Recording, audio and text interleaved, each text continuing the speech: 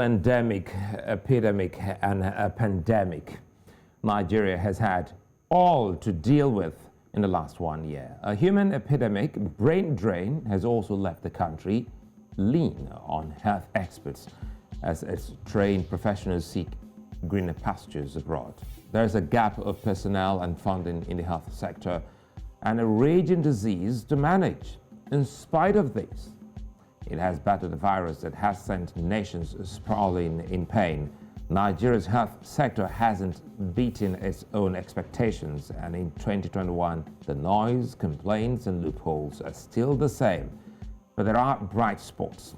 As a review of Nigeria's health sector for the year, welcome to VSA. I'm Sulaiman.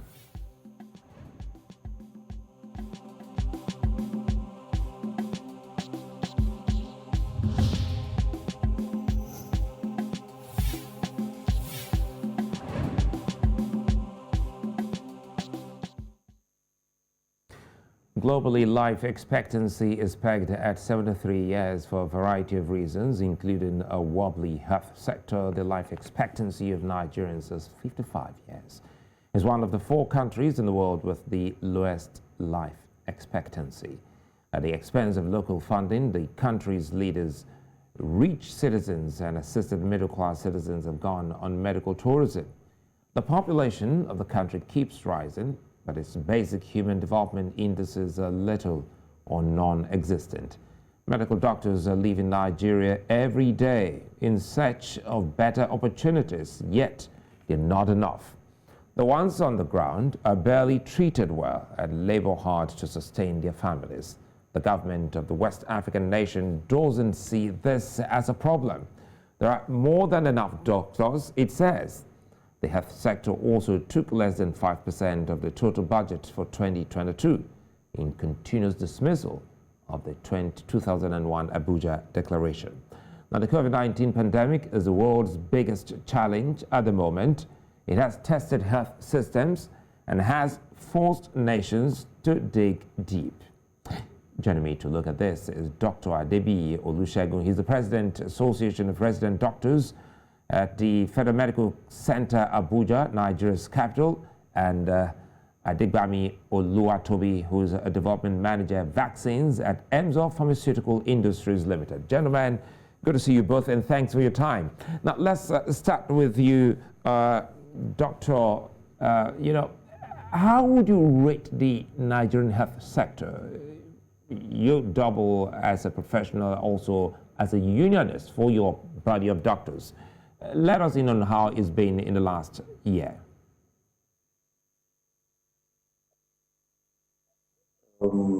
Thank you for having me. It's always been an issue with us, that's the union and the government, with respect to the state of the healthcare delivery system in the country. It's hard to answer that question without sounding a bit bitter, because scoring it on a scale of 1 to 10, it's difficult for me to score our healthcare delivery system a 2 over 10. That's me being very generous. So that's why I said it's difficult to answer the question without sounding a bit bitter, but it's the truth, it's where we are, because the only way we can move forward is to look at ourselves critically and not sugarcoat things for ourselves or try to make ourselves feel good. Things are bad. The healthcare delivery system is overwhelmed. The population is high. The funding for the healthcare delivery system is almost non-existent. And I feel why this happens this way is because our leaders have the ability to seek help when they have health issues. So that the will to want to make things work is not there, since they have an alternative, but the average Nigerian doesn't have an alternative. What would the mess on ground, that's our healthcare delivery system, is what we are made to deal with. Based on statistics alone, based on the number of doctors to patients, normally. A state of emergency should be declared on our health sector. Really, a state of emergency should be declared on our health sector. Okay, let me bring in Oluwatobi. Oluwatobi, I know generally you also are part of this, sector. Listening to what Dr. Olusegun said, he's been able to score, that sector 2 over 10, and he still insists that he's just been also charitable. In give or take, it looks like a 0 if we ask him further. And he's also said something about declaring a state of emergency. Let us in on what exactly you've been able to gauge in the last 1 year looking at the sector in Nigeria. Okay, thank you very much for having me. And okay, so I would like to come from the perspective of preventive health, all right, not just curative, because generally health systems that are thriving all around the world have systems around preventive health, generally. And I think that what we are doing in Nigeria, especially the fact that our leaders don't take up that vision of investing heavily in the health sector. When you started, you said that the budget for 2022 for health is still about 5% of the total budget. That is a year after almost 2 years of COVID-19 pandemic. Well, then what are we doing? So if I am to rate the health sector right now, I think that 2 is being very generous. Honestly, 2 is being very generous. If you pull up the statistics, all of the vaccine preventable deaths around the world, you will see Nigeria is in the red list. Is it rotavirus? Is it pneumonia? Is it measles? Which one of them are we just recently just got, they just removed us from, declared us polio free, not so long ago. And then we were like 1 out of 4 other countries in the world that were still battling polio. So I don't think our health system is there at all. So there is need for reevaluation and re-strategization if Nigeria is to move forward from here. So basically, I would say that 2 is very generous, but I will still go with that scoreline actually. Let me bring in Dr. Olusegun again, because just recently there was the headline that in the history of Nigeria, 2001 is the year that saw the largest amount of doctors leaving the country. Perhaps let's start talking about some of the key things that has led to this. Dr. Olusegun, we see a lot of doctors like yourself who are still very much around, and you started off by saying you just might sound bitter, and you're not the first, to have said this. Let's start looking at how beautiful or otherwise the sector is in Nigeria.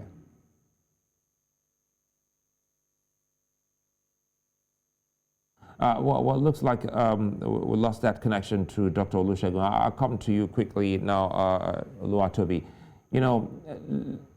Let's start talking, looking back to the creation, for instance, of the NCDC in Nigeria. We have now seen how important that center is with COVID-19. Now, talking about preventive, medicine and preventive health, tell us more on how Nigeria has fared so far, from your assessment in the country. Okay, so I'll quickly chip it in that one of the major problems that we've had with the health sector in Nigeria is surveillance. All right, so for any health sector to thrive, there is huge need for data. And if you still go to a lot of the primary healthcare centers and general hospitals, we are still doing a lot with paper records.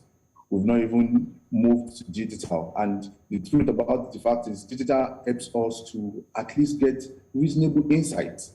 All right, you can see patterns, you can easily just pull out information and then begin to work with data to find effective strategies to improve the health systems. So I think we need leaders that will start thinking beyond today, that will start thinking beyond their pockets and start investing in the health of the nation. We also saw that how the old economy was crippled in 2020, due to the lockdown, all right, and it's sounding alarm. See, the truth is no health system around the world is foolproof. All right, but we need to start looking inward, start taking our own data, start working with our own statistics, and start creating locally made solutions for ourselves. And not just taking information from the outside world as it's being implemented over there. We just implement it over here too, without due research within the country. So in terms of preventive health, we are not doing very well. There are so many vaccines, life-saving vaccines that are available, that are not accessible to a lot of Nigerians. Okay, even though I think they've made a lot of progress in recent years with introduction of injectable polio vaccines, with introduction of they're still working on introducing rotavirus vaccine, which I think the pandemic affected for a while. But I think that we need to do a lot better, because most of these vaccines are in the EPI of so many other countries. And then Nigerian children, those that the people that are rich, that can afford it, have to pay heavily in the private market to access these vaccines. Otherwise, they are not available in the EPI. So I think in preventive health, aside vaccination, even examining health risk behaviors, all right, communicating health protective behaviors around town, we are not investing heavily in that communication. So I think that Nigeria we need to do a lot more right now, a lot more, because the health of the citizens determined, all right, especially a country like Nigeria, where most of the youth, the population is filled with youth, all right. So we cannot begin to lose our youth, either because they are going to other countries in search of greener pastures, right, or to a preventable disease. All right, if you look at the news every day, you see different information on stuff that, if the health systems had been in proper shape, lives will not be lost the way we are losing lives in Nigeria. But we are hopeful, because as far as I'm concerned, Nigeria is going to get better. So some of us are not going to leave, and we are going to continue to put in the work and then raise the alarm, all right, as inform the Nigerian government, get engaged in the right conversations so that we can improve the health system in the country. Let me bring in Dr. Oluwatobi. Again, good to see that you're back again, Dr. Oluwatobi. And I beg your pardon, Dr. Olusegun. Dr. Olusegun, it started first in the early 80s, and pretty much later, a lot of things actually have gone down south in the health sector in Nigeria, when Nigerians started, witnessing doctors moving out in droves to places like Kuwait, pretty much later Saudi Arabia, and now in Europe and America. And if you will, let us in on some of the main reasons for, leaving Nigeria to other parts of the world to practice. The brain drain phenomenon we're going through right now in the country is as a result of, you could look at it in two ways. One, the work environment. Two, welfare. It's sad sometimes to see how we as doctors, not even just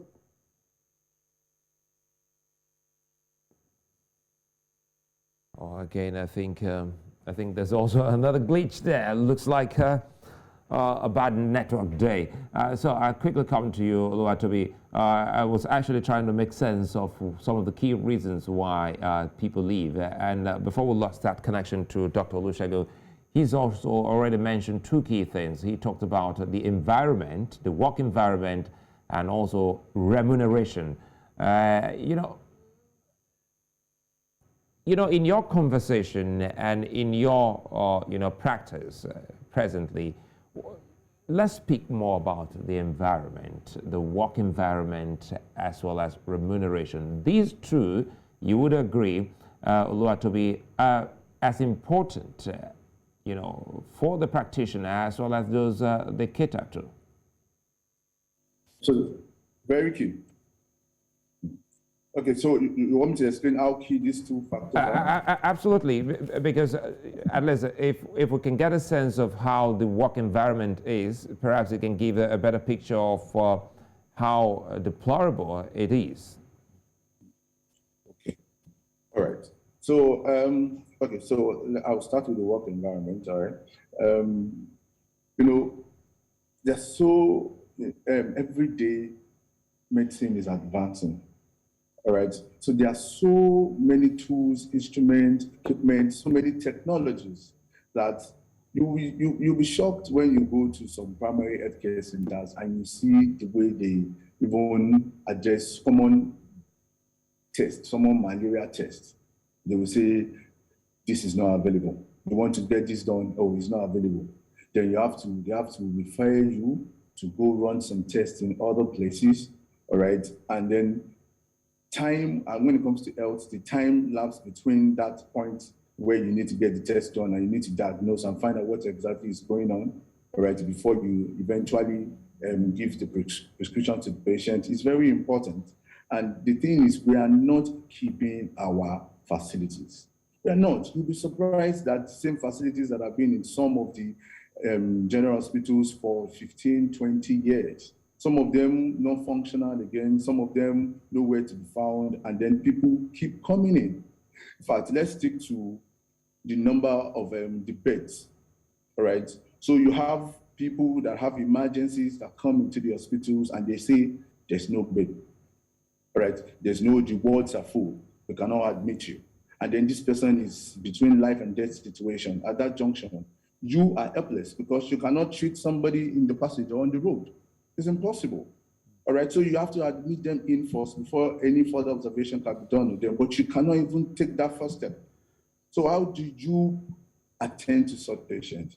And then you have to turn them back and say, find another hospital, all right? And you don't even know what the condition they will meet in the other hospital will be. So the working environment, we don't have adequate tools and equipment to function, in all honesty.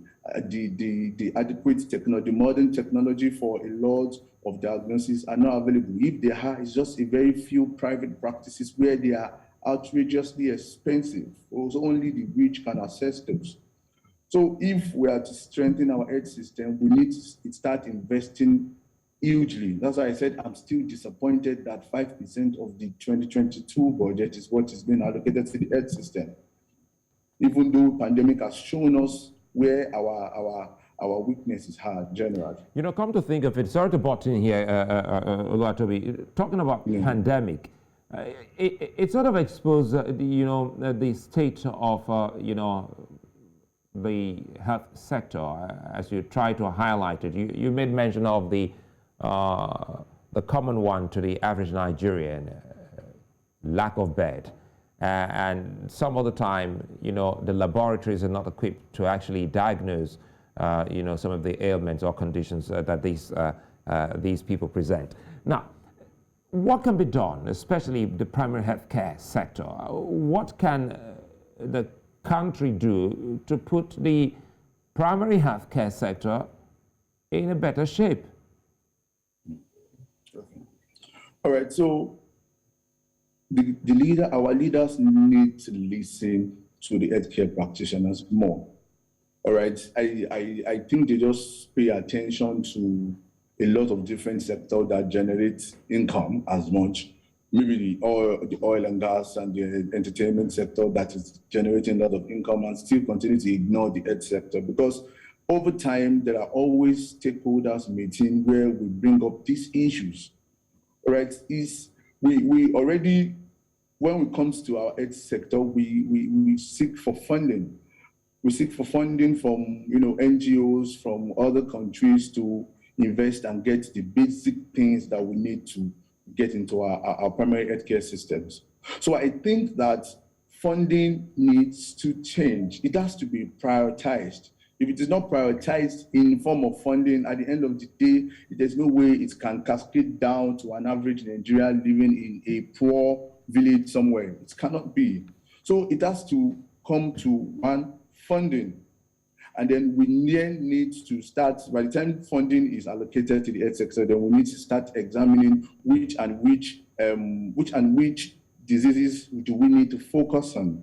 All right, which is killing Nigerians. The more we focus on them, and then we start with the especially the. I always like to speak from the public health sector, because I think before we get to the promised land, creatively, it's going to take a long time. But if we can put systems in place, all right, to ensure proper communication as regards preventive health, we'll be saving a lot of lives in Nigeria. So I think we need to strengthen our preventive health system a lot more now than before. Let me bring in Dr. Olusegun here quickly. Again, Dr. Olusegun, don't feel bad, because sometimes the network can actually, get you all flustered. Well, one of those days. One of those days. Anyway, I'm happy you're back again. So if it does happen again, we keep trying. We'll sail through, because we need to talk about the health sector. It affects everyone. And if we look at a country that has less than 5% of its budget for that sector as important as health, then it becomes really worrisome. While you were away, Oluwatobi and I were trying to look at how best the country can rejig the primary healthcare sector. Let's talk about the primary healthcare sector. How can it be brought back in shape, knowing full well that it's nothing to write home about? And I wonder how you and your colleagues, for those around there, are managing this situation. Presently, the primary healthcare sector in this country is non-existent. Really, if we are being honest, it's non-existent. Because the way the primary healthcare centers are supposed to function is this. It's the closest health outlet to the people. So that's where people go to when there's a problem. That's the first port of call. It's supposed to take care of everyday issues, your health.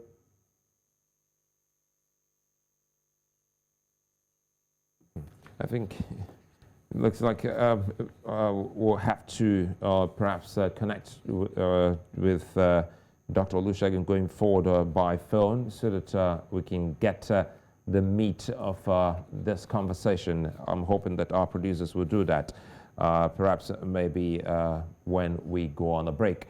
We'll take a moment so that we can get that done, and when we come back, Oluwatobi and Olusegun will be looking pretty much more on solution-driven, issues on how to make Nigeria's health sector a better one. Stay with us.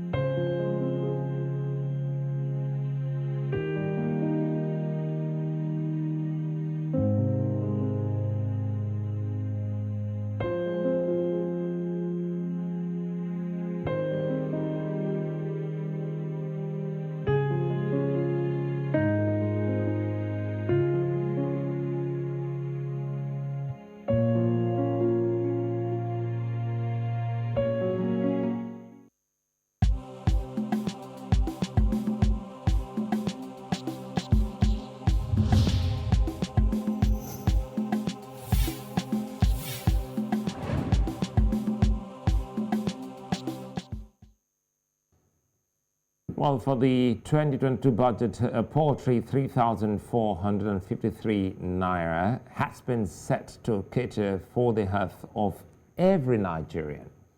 Yes, the health sector has an allocation of 711.28 billion naira. That's equivalent to 4.3% of the entire budget. Nigerians with reduced household remittances have also had to spend more on living healthy lives. Now, the health sector leaves the country in a difficult situation, with poor Nigerians having to crowdfund to get the best medical services abroad. The triple trouble of COVID-19, Lassa Fever, and malaria have led to the loss of thousands of lives in the country. And with the new year just a few days away, there aren't many pointers to great progress on the horizon. I still have with me Dr. Adebiyi Olusegun and Adegbami Oluwatobi. Gentlemen, thanks for your time and thanks for your patience. And let's, what can be dubbed as the main weakness of the Nigerian health sector? We started off by looking at that, and we've already talked about the environment. We also talked about the remuneration. Aside these two, are there others that we can actually, pinpoint as weaknesses in the sector?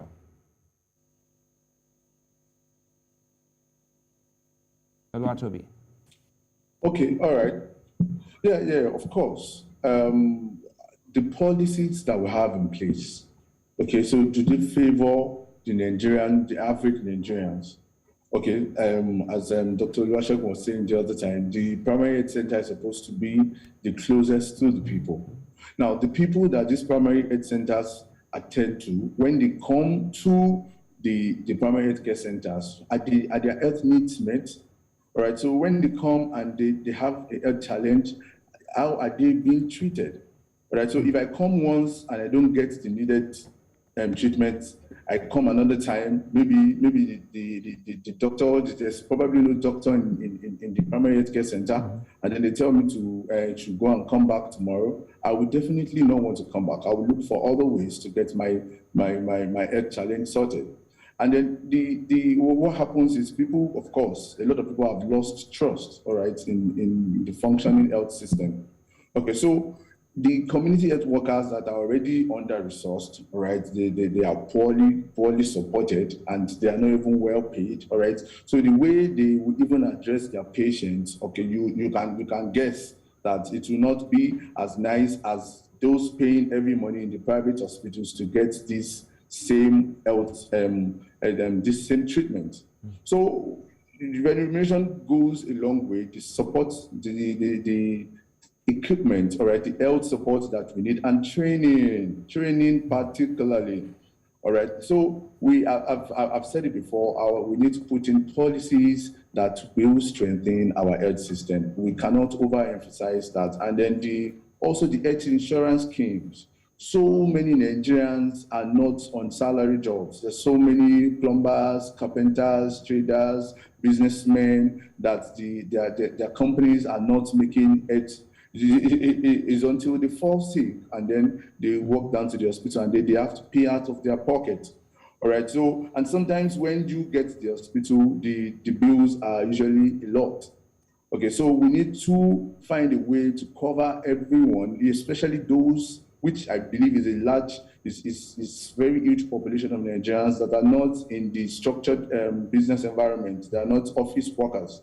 Okay, so we need to bring in policies that allow them to access healthcare systems without having to break their neck over the expenditure, actually. So I think that if we are going to change the systems, it has to be one funding and policies that will favor the average Nigerians. Okay, let me bring in Dr. Olusegun. He joins us now via phone, and hopefully this will be a glitch-free conversation until we get to the end. Once again, apologies, Dr. Olusegun. We're trying to see how this can work, for the people. It's been so established that funding, training, the environment, remuneration, these are some of the key things so identified. But I'll let you complete your train of thoughts before we lost that connection to you. You were trying to explain what the primary health care is about, how close it is to the people, and how important it is to the people. I'll let you drive that before we throw in the next. Okay. As I was saying, it's the most important component of the healthcare delivery system because that's the first point of call for everybody. Or it's supposed to be the first point of call for everybody. That's the triage point.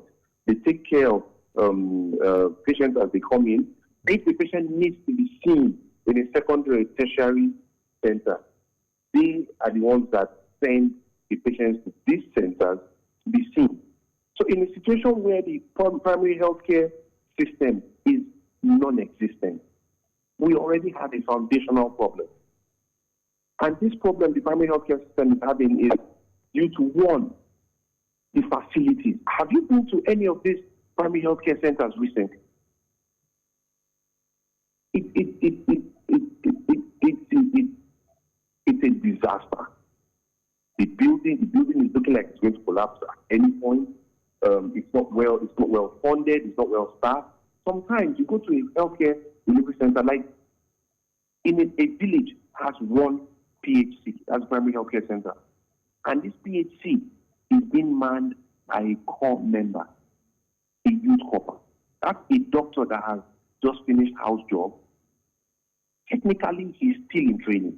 He just finished house job and he's manning a primary healthcare center. In a situation like that, what level of care, what level of confidence do you have in a system like that? As a patient, you're walking into a primary healthcare center, what level of confidence do you have in the healthcare you're receiving or the treatment you are being subjected to?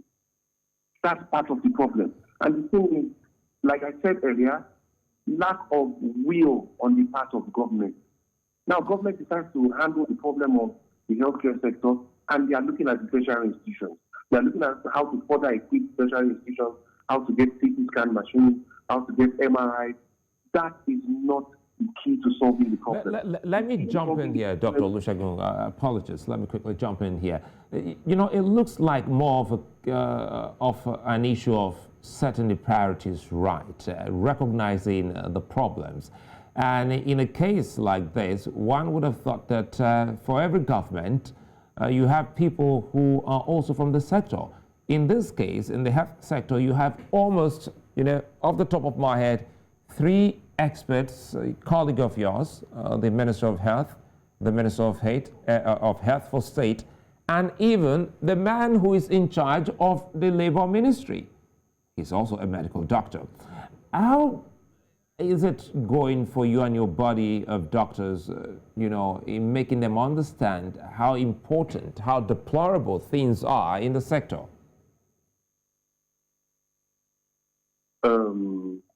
What you just talked about, what you just broke down, is the problem we are facing. It's beyond comprehension. At this point, you are looking at these key figures you've mentioned. Things should move forward because they should understand where we are coming from. They should understand the healthcare delivery system. They should understand the problems we are facing. But like I said, it's beyond comprehension. I myself don't understand how we can have these key figures in this position and still be going through these problems. It beggars belief. There's no way to explain it. Because this same situation we are talking about, at some point in the past few months, we've had a doctor, a highly placed doctor in the country, come out when asked about brain drain in the healthcare delivery system. His response was, we have a lot of doctors in the country. The country exports what it has in excess. Listen to what I just said. Those are people tasked with ensuring things work in the healthcare sector. And that was the response to brain drain. And you look forward and you see no light at the end of the tunnel. It's bleak. It looks hopeless. At this point, as Nigerians, we fall back on what we always fall back on. We put everything in the hands of God. Because if you look at it logically, it looks like there's no way forward. If people tasked with moving us forward respond to questions that way, a question about brain drain, they respond to it that way. In the same country, health minister has said not all doctors can practice. Some will be farmers, some will be tailors. This is a country that till now, since we started graduating doctors, we have not graduated up to 100,000 doctors. Check that fact. It's all over the place. It's figures. It's fact. It's not something we can shift or color to suit a purpose. We have not graduated up to 100,000 doctors. And in that number, some have died. In that number, some are not practicing. In that number, a lot have left the country and are still leaving the country. So how do we do it? According to WHO, you should have about one doctor to about 600 patients. In Nigeria, when you look at the figures we have, a doctor is having about over 4,000 patients.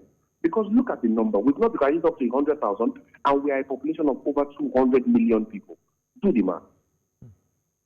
Do the math. You look at these things, you look at these figures, and you ask yourself, how can we move forward? This question you're asking me is a question we ask ourselves every time. As members of Association of Resident Doctors, as members of Nigerian Medical Association, those are questions we ask ourselves. We keep striving, we keep pushing, we put on extra work on ourselves to move the system forward, but it's like the system is rigged to fail. That's the way we see it. But we will continue to push. We will continue to look for ways. Well, I think that's the whole essence. While we're taking a look, back, for the year 2021 and see the kind of projection and see how governments across the continent, especially in Nigeria, can, wade in. Talking about which 3 medical professionals in the present cabinet, and this is what Nigerians are getting. Let me quickly bring in Oluwatobi here again. Perhaps, Oluwatobi, you want to also share your views on that, but quickly also weigh into, the big news we saw in Nigeria in the year 2021. Some companies and countries openly, recruiting medical professionals in Nigeria. Some have actually penetrated the medical space and have a chain of hospitals. How can the government tap from this, especially those that are actually established health-wise in the country?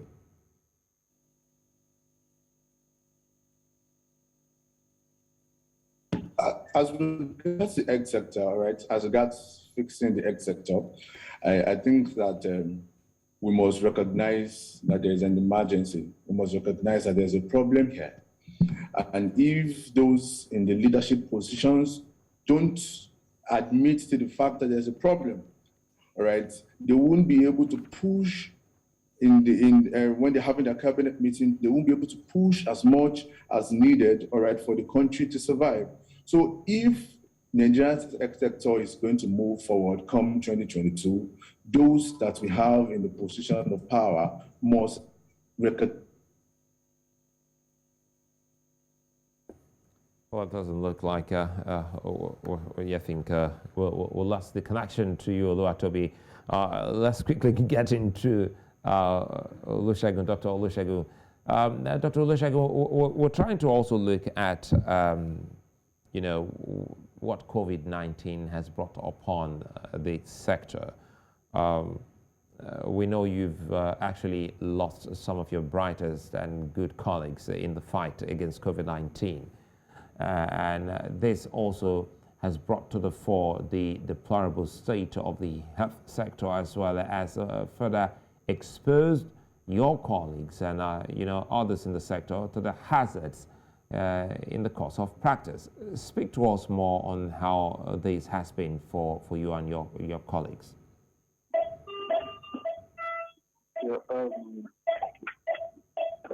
Everything is so boiled down to the same point. Look at the UK, look at the US, look at France, look at Germany, look at Italy. These are places with healthcare delivery systems that you look up to.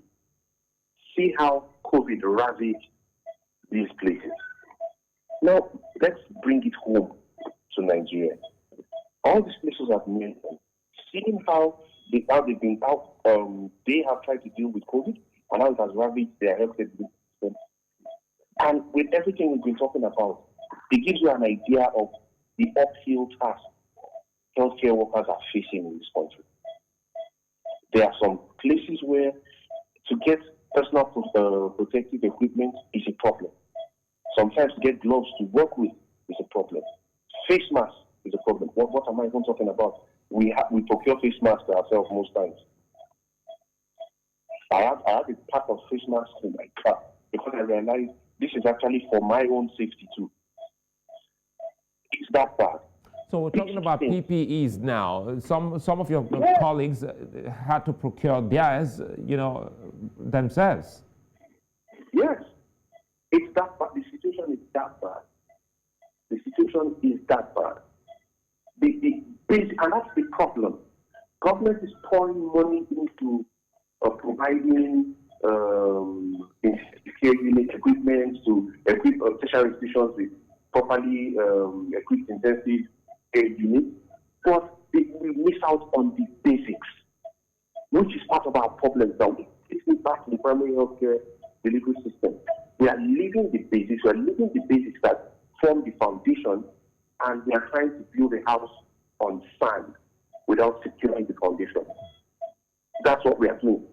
Because the COVID thing, you build a good ICU, you equip it, but the healthcare worker that is treating the COVID patient is not well protected. He comes down with COVID, it further harms an already stressed healthcare delivery system. These are things government needs to look into. It's not just about the optics, it's about actually doing something to move the healthcare delivery system forward, rather than just focusing on the optics and how we look, papering over cracks and patching things here and there to make us look a certain way, rather than actually doing something.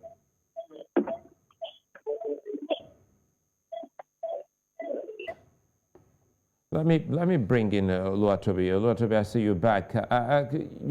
Does it bother you, quickly here, does it bother you that some of these doctors, if not all of them, as much as, when they leave Nigeria, they suddenly turn bright stars, wherever they found themselves? Perhaps we should start talking about that, and maybe that can actually connect to some of the missing links back home in Nigeria. Okay, so as Dr. Olusegun has rightly said, the environment is key. It cannot be overemphasized. Okay, so if you plug into the right environment, there is no way that you are not going to blossom. Your work is going to be seen, and then especially if you're working in an environment where they appreciate good job and hard work, where the efforts that you put into it is not just pushed aside by people that are supposed to be appreciating. That's why our guys over there, they come out as bright stars, because over there, once good job is done, they give credit. All right, they give credit that, oh, this was done for the first time, this kind of procedure has never been done, it's been done, and then it's been publicized. But here in Nigeria, you don't even have the right equipment to work with. The basics, like Dr. Olusegun said, are not readily available. All right, so you are already in the negative to start with. All right, so, but by the time you walk into a system where things work, so if we are going to change the health sector, we need to go back to the basics. Let's create an enabling environment. Our people should not just be excited to travel abroad.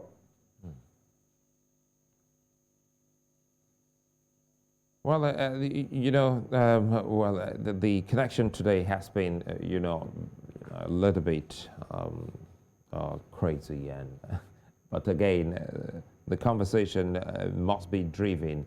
And so far, both of them, Dr. Olusegun and Oluwatobi, have been able to establish that there is a problem with Nigeria's health sector. Dr.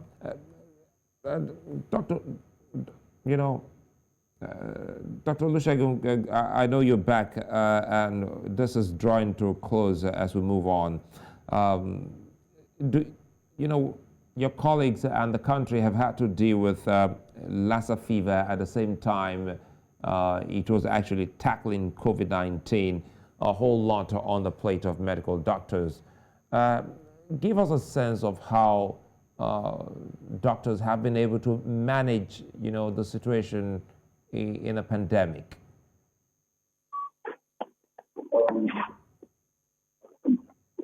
Like I said earlier, I think it's difficult for you to not give help or offer help to the patient, irrespective of the situation you find yourself in. Even if your list of yourself, I've had to attend to the patient. COVID-19 patient got this virus, what happened to the patient with just a face mask. I've had to take patient there in the institution of about 2 months, expose myself like that. And what exhausting, unfortunately, that the country has been exhausting. But if we're in the business of saving lives, we still have to do our jobs. At this point, we will continue to plead with God. We will define the fact that we are doing our job. Government needs to do its job too. But no problem. We will continue to plead them and expect them to do their jobs. To make things easy for us so we can give our best. Because if I am hindered by basic equipment, there's no way I'm going to give my best. Because instead of thinking solely of how to make things better for the patient, how to make the patient better, I'm thinking of the fact that I'm exposed.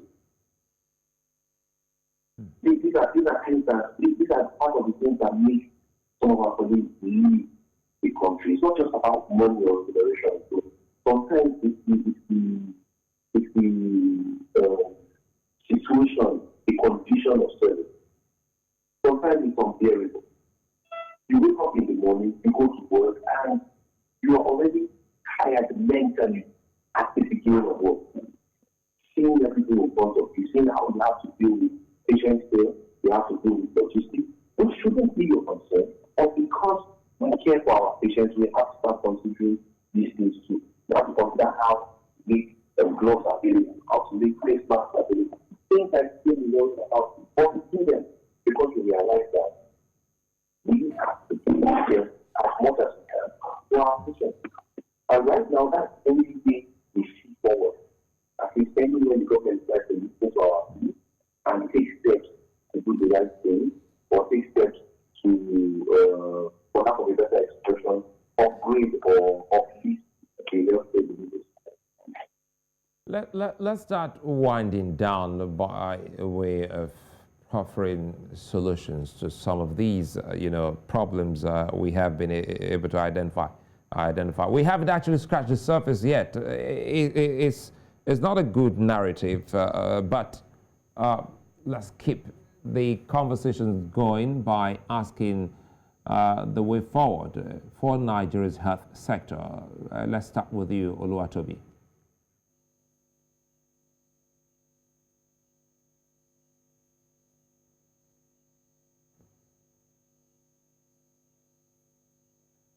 Well, looks like, I can't get to Oluwatobi, so I come back to you, Dr. Olusegun. We're winding down now. Let's talk about some of the key things that should be done to rejig the system, to redrive it and make it work. Keep in mind that, as highlighted, the three doctors in the cabinet perhaps are oblivious of what is happening. So let's just say you're the one who's out there and you're trying to, get back to those who should invest in the sector and also the government to help make the sector work. What are those things that we should look at? First and foremost, there has to be real living work in the part of government. And what comes without this is a recognition that there is a problem. The way things are, I don't think government has recognized that there is a problem in the healthcare sector. When there is a recognition of the problem, then there is a way to make things right, there is a way to make things right. When there is a way to make things work, then we can now start focusing on what we can do. Reducing the primary healthcare system to ensure it's working. Looking at making the working environment conducive and supportive for the healthcare work. The issue of remuneration even comes up much later because there is a working environment. Remuneration is not something you focus on. Make the basic things you need available. Make people feel happy. Coming to work, make people happy feeling like let's not treat it as a chore, let's not treat it as a punishment. And the only thing you can be done is for there to be a will to make things right for the part of the government. Once there is that will to make things right for the part of the government, everything will be fine. Everything will be fine. All right, Okay, let me let Oluwatobi weigh in on his closing statement. Oluwatobi, again, apologies twice. It froze on you. Let's see if we can do this quickly before we leave. Let us in on the solutions now. Okay, so aside recognizing there is a problem and the willingness of the government to commit to fix these problems, I think one other thing that is key is the fact that whatever policy or strategies that we implement into the health sector, we must consistently reevaluate what is going on. All right, we cannot just let things be for years and then until when there's an emergency, and then people start crying out of saying that the primary healthcare system is centers are in deplorable states, or we couldn't get these tests done, or social thing is happening like this. Before we start evaluating, there has to be a strong evaluation system for the healthcare facilities that we have. Okay, so if that focus is not there, if doctors don't know that from time to time their job is being evaluated, how they treat their patients, how they attend to everyone that comes into the facility every day, people won't, if they know that they are just on their own, nobody's monitoring, nobody's monitoring what they are doing or measuring their effectiveness, some people tend to be redundant at the end of the day. So I think that if there is a re-evaluation, we need to put that in the, I know when it comes to, the healthcare facilities abroad, you are extremely careful because every decision that you make is being re-evaluated. So I think that if we put that focus on the health system generally, aside putting in policies, aside putting in strategies to make things work, let there be consistent re-evaluation of what is happening.